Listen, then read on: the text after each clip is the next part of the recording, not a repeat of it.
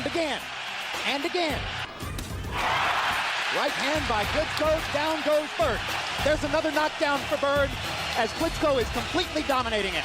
And that's the end of the fight as Bird's face is a bloody mask, leaving himself exposed as he knocks Brock down with a right hand. Knockout win for Klitschko in the 7th round. Boom!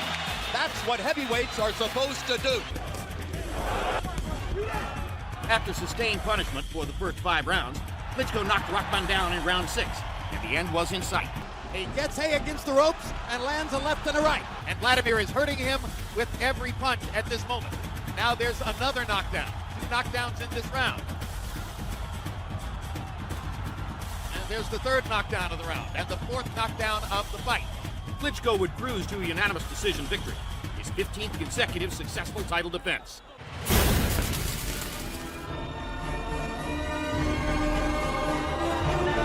G-Man Gerald McClellan.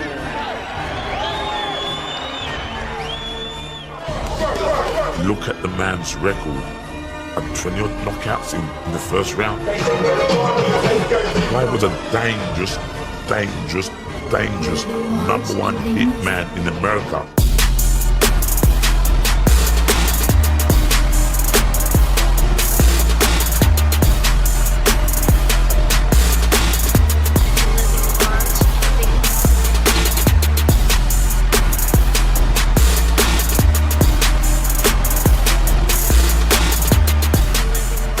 American writer that I was reading this week rates you as the number 2 in the world pound for pound. Who's number 1? Dr. Eisen Faust, Dr. Iron Fist,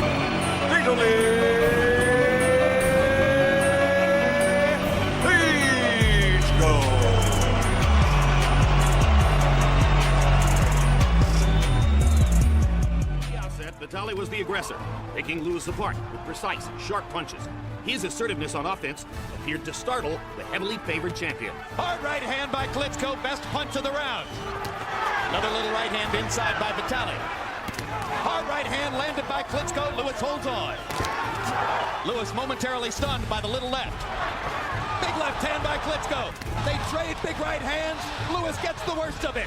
And Lennox Lewis's left thigh is beginning to swell. Vitali Klitschko is roughing Lennox Lewis up as the 2nd round begins to come down the stretch. The heavy-handed Vitali punished Johnson in a lopsided fight, knocking him down twice in the 2nd round, closing the show with hard, accurate punches. You want to see a heavyweight destroyer? Vitali Klitschko wants to be your man. He wants to be your man right now. Big right hand lands again. Johnson having trouble fighting back.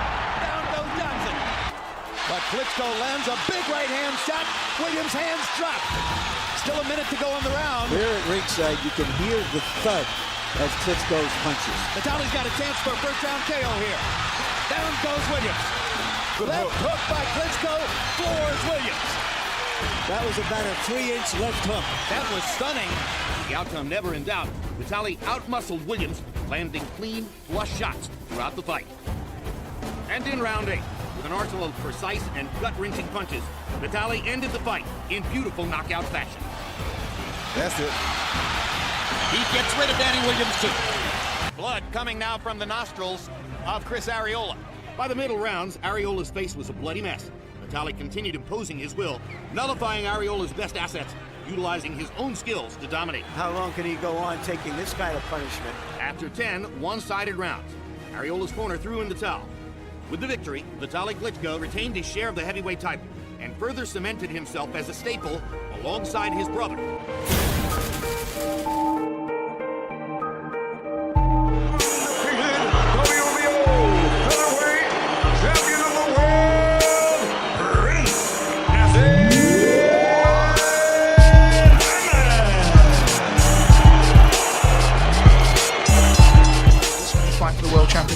Definitely, you're going to see it for yourself. I'm so relaxed, I'm ready to do the business.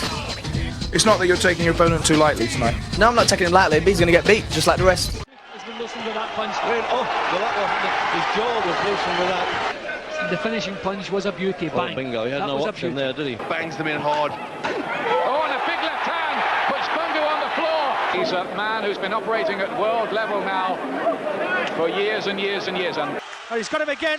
Billy Hardy once again sprawled on the canvas. It's all over. So a 2 knockdown first round win.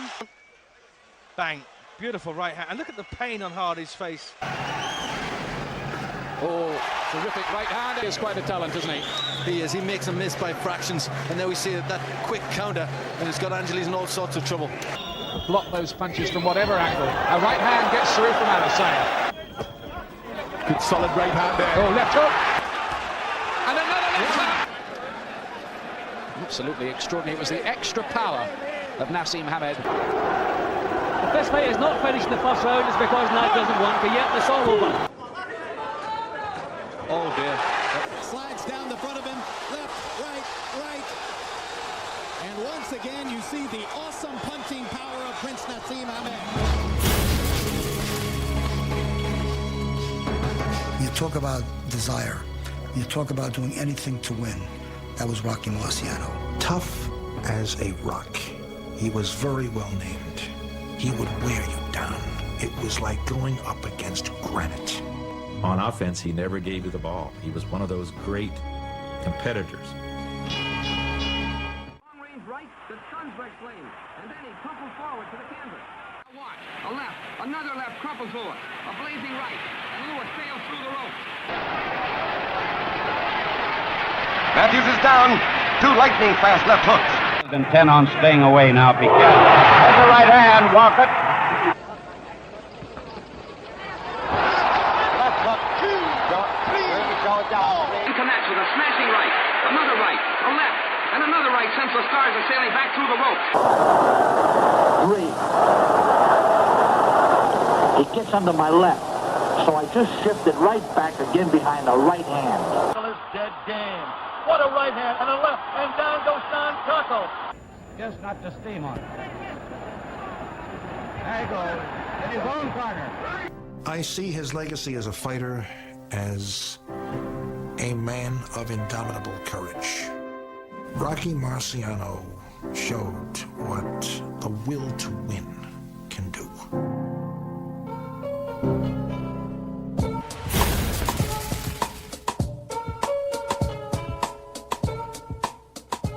The most vicious. They call them Manos de Piedra. And that name, Manos de Piedra, is true. Hands of stone. Every punch that he hit me with felt like bricks, stone, rocks. He was a born fighter, a warrior. Some called him a savage. To his people, he was a hero.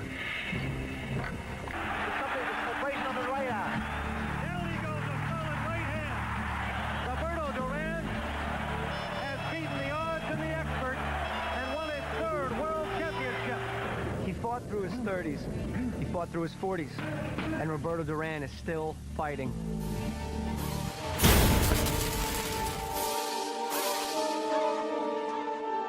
You've seen great punchers. I've seen Bobby Foster. I've seen Sandy Sadler. I've seen Joe Frazier at their best. The best one-punch fighter, the one greatest punch I have ever seen, is owned by a man named Ernie Shavers.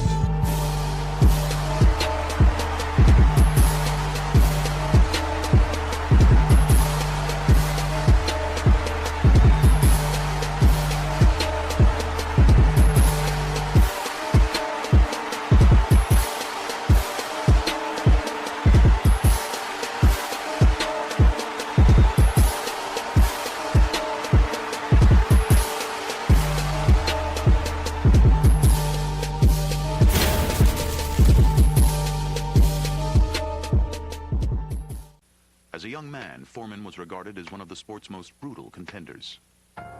He's not normal. He was never normal. Frazier has never taken this kind of punishment. When he hit Joe Frazier, I thought the world was coming to an end. That George Foreman intimidated the hell out of a lot of opponents. He would just come in, growl, throw punches, and go home. George was once as feral a figure or as demonic a figure as Mike Tyson. Easy. George was kind of a freak. George was unusual. George was one of a kind. If you could survive 1 or 2 rounds with me, which would be a lot of pain and probably a lot of heartbreak in your life, because not only could I hurt you for those few rounds, 2 or 3 rounds in my previous career, I could really do damage to your body physically and your brain. There weren't, like 12 champions. There was one guy. George Foreman. He was good guy, bad guy. I'm heavyweight champ of the world. All of the skeletons, they're out of the closet. All these things couldn't possibly have happened. They did. That's what made him the greatest boxer of all time. Look at my life. If you can dream anything, you can do it.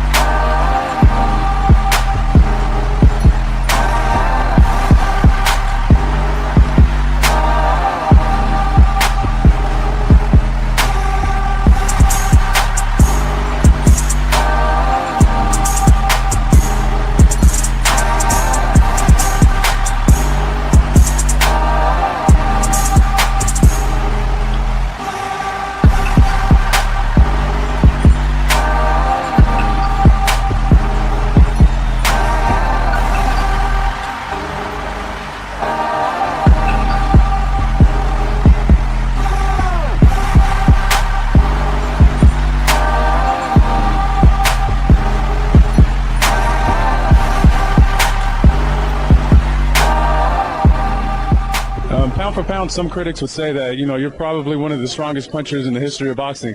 Where did that power come from? Was it natural? Was it your training regimen? Was it the food you ate? Where did that power come from? Well, I think it was natural, and it was something that we molded and shaped my trainer, and we perfected it, and, it worked out for us. It worked out for us.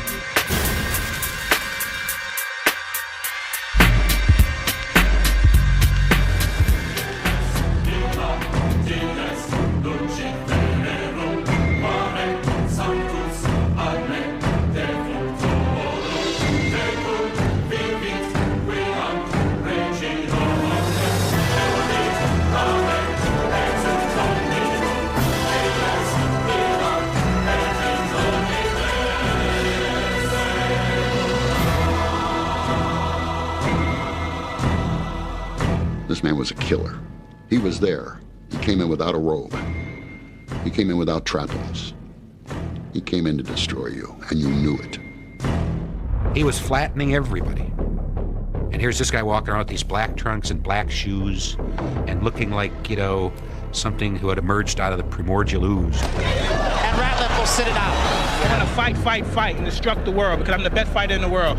When Mike Tyson stood in his corner and the bell rang, and he banged his gloves together, and all you could see were his eyes, and they were ferocious, and he ran across the ring. There was an adrenaline rush that you had that was just astonishing. He was dynamic, savage, ferocious. Mike Tyson wanted to kill people. Kid Dynamite. He hits you like a stick of dynamite and your head blows off. He was a guy without pity. He did not give a about the guy he was fighting. Nothing. How dare them challenge me with their somewhat primitive skills? They're just as good as dead. I watched him in Atlantic City against Michael Spinks, and he came out that night, and Michael Spinks looked across the ring and didn't want to fight. This was a man who was going to break Rocky Marciano's 49 straight wins. This was a man who was the baddest man on the planet. His words, an extension of John L. Sullivan's, I can lick any son of a bitch in the house. Come one, come all, because nobody can get close to me. They're not even close. I'm the best fighter in the world.